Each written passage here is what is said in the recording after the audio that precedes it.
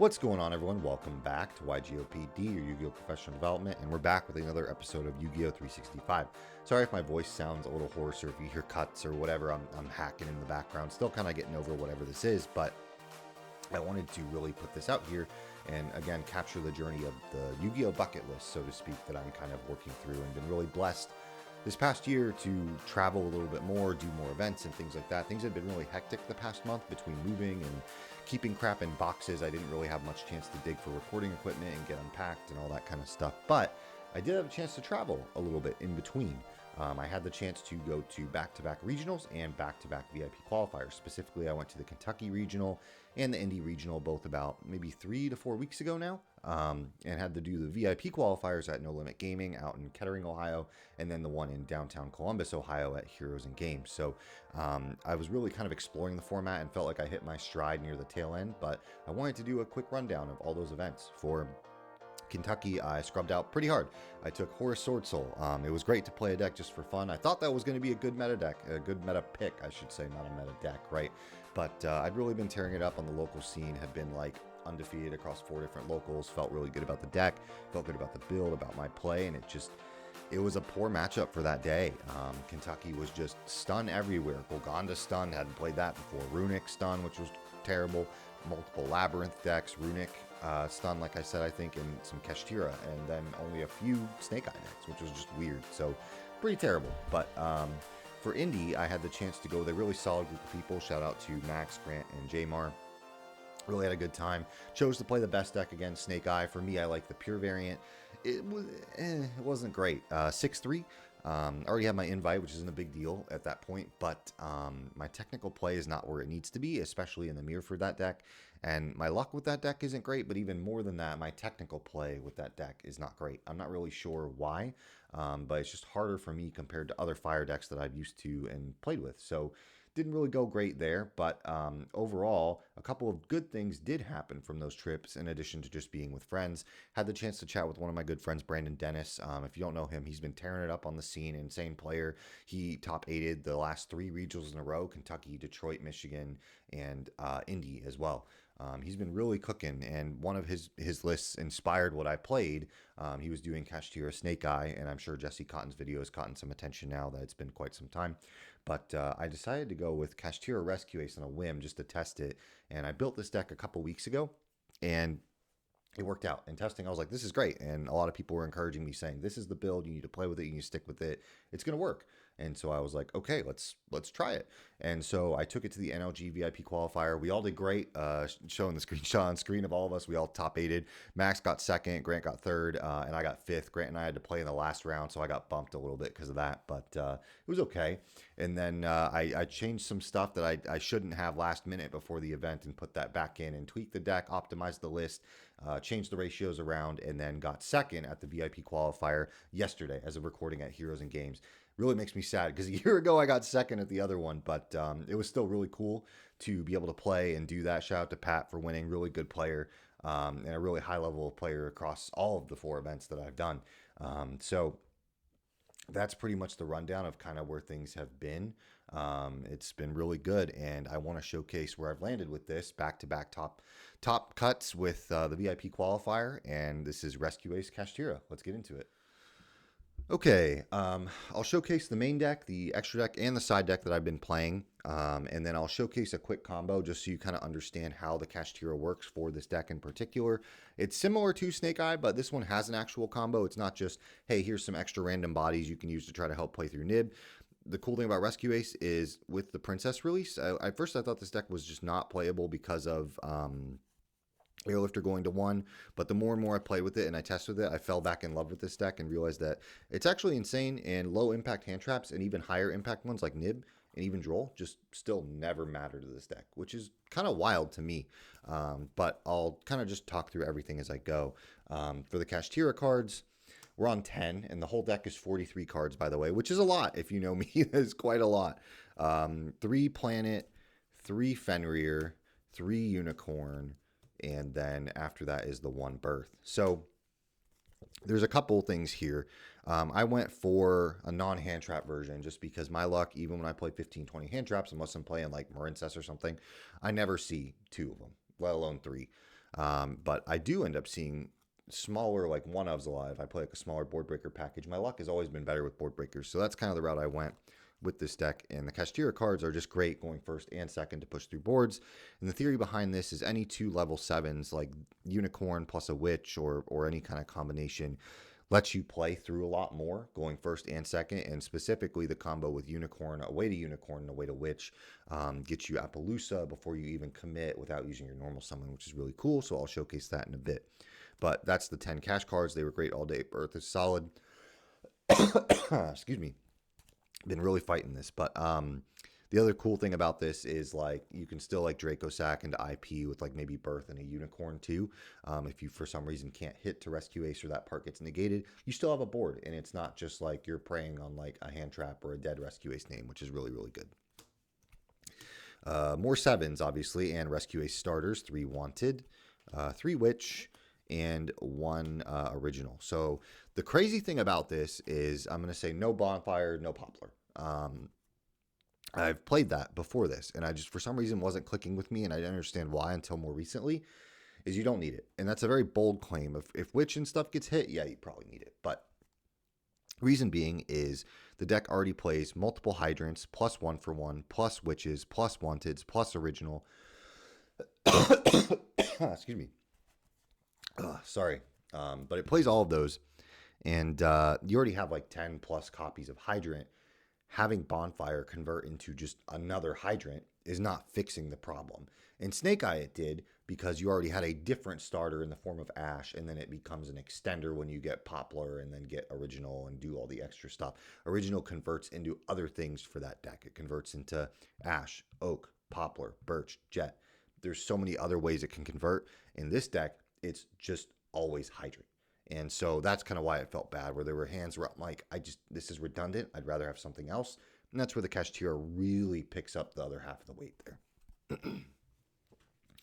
Sorry, my voice is going. I will try to, excuse me, get this all the way through.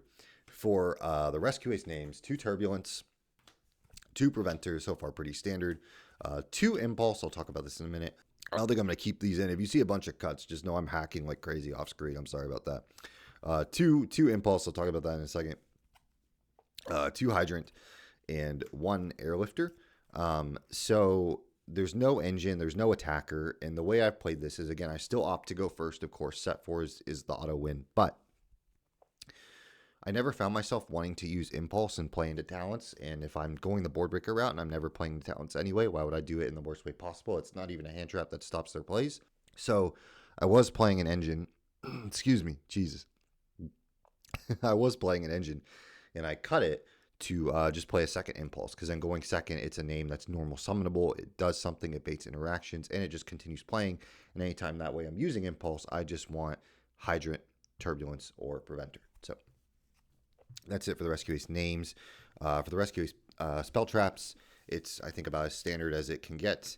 3 Emergency, well, the 1 HQ, of course, the 1 Alert, the 1 Rescue, and then the Contain and the Extinguish. Pretty straightforward there. And then the last couple of consistency cards, 1 Rhoda, 1 1-for-1, and 1 Durendal. My friend Sean was telling me about this. I've seen it before in other decks, but I was 50-50 on it, and just the more I tested, like between this and a 3rd Impulse or just any other flex spot, every situation I was like, this card's just a little bit better. So that's why I opted kept in. I even tested like just cutting it. Like, is it better to just have 1 less slot when you look at hands? But for some reason, this was just fine. I might still cut it in the future, but just this converting into Impulse or Airlifter is good. And then the non-engine, 3 Droplet and 3 Super Poly. I drew one of these a lot, like crazy. But even when you didn't, like at the VIP qualifier at Heroes and Games, ironically, I only saw Droplet once. It was okay. I only saw Super Poly once, and I still lost that game. And like other times when I didn't see it, I just still like, it just pushes through boards like the whole deck normally does, but these are just layers on top of it where it just feels like auto win. Both going first and second. I was playing Econ as well, but 46, like the ratios were kind of hard to see stuff, and Econ just wasn't as impactful as I wanted it to be. I thought about books maybe for going first, but these 6 were fine, and I just never had any problems with it. It was just, they were both great, like all day. But you don't need to see them to win is kind of my point. Is like the deck did not win because I drew Super Poly every game, if that makes sense. For the extra deck, 1 Access Code, 1 Appaloosa, 1 Zealantis, 1 Raging Phoenix. Those are all the 4s for the 3s. 1 Princess, 1 Celine, and then the 2s, Double Charmer, 1 IP, 1 SP, and 1 Board Blocker. I'm going to talk about this for a second. So 1 Board Blocker, this card is interesting. It was originally popular in the pure Snake Eye version because when you lead with Ash, you need a way to discard the added Turbulence and then summon back with Princess because you'll never have 2 Rescue Ace names off just Ash. When I tested this initially, this card never came up. And then there were some situations, more testing, more locals, more events. I was like, maybe there's some weird situations where if Ash still gets hit with like an imperm, but you normal the Hydrant, you want to pitch and then bring back the Turbulence, but it doesn't come up enough. And then at NLG, I got punished, and that's when I kind of got bumped back to 5th because that situation came up and I wasn't prepared for it. So I put this in, and it did come up actually at the VIP qualifier at Indy, and I would have lost the match otherwise if I didn't have a line to pitch Turbulence and bring it back with Princess. So, and then adding HQ and Birth back is also kind of nice, but it doesn't come up as much, but the discard does. But I really wish there was a 16th slot because I really do love Nightmare Unicorn. No Nightmare Phoenix. SP was fine for removal. The main deck engine's fine for removal, but I wanted non-destruction removal. I really wanted the Unicorn. 1 Anima. And then Super Poly targets, Garura, Mud Dragon, and then the 1 Mecha Phantom Beast Draco Sack as part of the combo. Also an insane utility card in this deck. Absolutely wild. To be able to attribute itself to plot floodgates, get tokens, all that good stuff. So for the side, it's pretty straightforward. I have 1 proxy just because Max and Jamar were letting me borrow cards, which was really, really great. So 3 Solemn Judgment for going first, 1 Anti-Spell for going first, and then 2 Iron Thunder for going first. I wanted a replacement for Anti-Spell, and just another Solemn kind of was like the easiest way. Iron Thunder is that new Solemn, but yeah, I'll put a picture of it, a couple of pictures here on screen. Here's another Omni. It helped. It stopped evenly matched once. It was good. No complaints there. And then for the going second pieces, I just went hard on it because I just got my luck. I always play stun and back row removal, and I just got absolutely sick of it. 3 Evenly, double Twin Twister, double Cosmic, and double Lightning Storm. And believe it or not, this came up a lot. Like seeing all of these for Snake Eye, for Voiceless, for Stun, it just all day. So yeah, that's the main extra inside. 2nd place VIP qualifier, and then before that, 5th place VIP qualifier with Rescue Ace Cash. Felt really good. I'll showcase a quick combo, and we'll get into it. Okay, so the combo is just Unicorn and Witch, or ways to 2 level 7s that you have something extra on field to pitch. Could be a planet, could be something else too for the original. But what you're going to do is you're going to summon Unicorn, use Unicorn's effect. I know lighting is bad. I have some extra lighting on the way so we can get both sides, not having this shadow crap. But and then we have Unicorn Birth, and then you summon Witch by pitching one of the random blanks in your hand. Could be anything. Which then puts the original to your field, and then from there you overlay these 2 into a copy of Draco Sack, and then from there you specifically detach the Unicorn off Draco Sack. I'll just put it here because it's going to come right back in a second. You get 2 tokens. These are your spare cards in your hand. You would immediately link those 2 tokens away for an IP Masquerena, and then you use the Birth to bring back that Unicorn. And then all 3 of these, the IP, the Unicorn, and the Draco Sack, all get linked. And you go ahead and make a copy of Apo for 3 negates. And then you can just use the original, sending the Birth. Get your Hydrant, normally your Airlifter, get the Emergency, get Turbulence, and then just go full combo under Apo for 3. And the cool thing is, even in hands where like things are bad, there were multiple times where sometimes if they are kind of understanding what the strategy is at that point, just having IP, the extra body to link off with Draco Sack, and the Birth with the Unicorn is just good enough too. So this deck was really crazy. I had a lot of fun with it. I'm probably going to stick with it for quite some time as my main meta deck. There are some other things I want to test out. I did get all the stuff from Melodious. I've had a lot of interest in that too. But this was another episode of Yu-Gi-Oh! 365. Thank you all so much for watching. Thank you for forgiving my terrible voice and my hacking the whole time. That was not intentional. I'm sorry. But thank you all so much for watching. I will see you all in the next one. Later.